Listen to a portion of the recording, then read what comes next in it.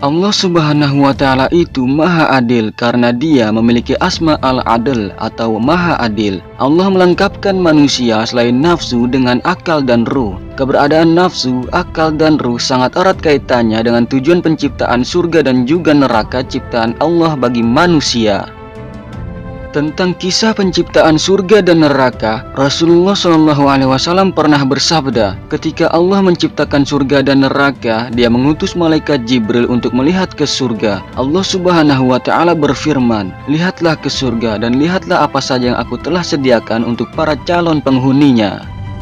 Maka malaikat Jibril pun mendatangi surga. Kemudian ia melihat surga dan kepada apa yang Allah telah sediakan untuk para calon penghuninya. Lalu malaikat Jibril kembali kepada Allah dan berkata, "Demi keperkasaanmu, tidak ada seorang pun yang mendengar tentang surga terkecuali dia pasti ingin memasukinya."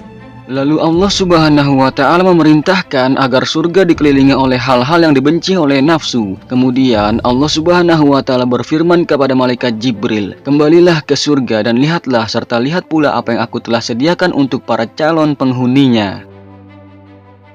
Maka malaikat Jibril pun kembali ke surga. Ketika itu surga telah dikelilingi oleh perkara-perkara yang tidak disukai oleh nafsu. Kemudian dia kembali kepada Allah dan berkata, "Demi keperkasaanmu, sungguh aku takut kalau tidak akan ada seorang pun yang mau memasukinya."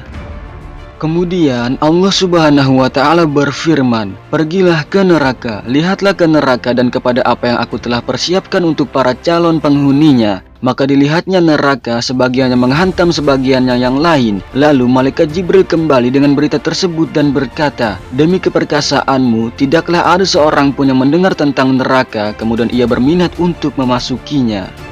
Kemudian Allah memerintahkan agar neraka dikelilingi oleh hal-hal yang diingini oleh hawa nafsu. Kemudian Allah Subhanahu wa Ta'ala berfirman lagi kepada malaikat Jibril, "Kembalilah ke neraka." Maka malaikat Jibril pun kembali ke neraka. Lalu malaikat Jibril berkata, "Demi keperkasaanmu, aku khawatir tidak akan ada yang selamat dari neraka kecuali ia pasti akan memasukinya." Hadis riwayat Ahmad, Abu Dawud, dan At-Tirmidzi.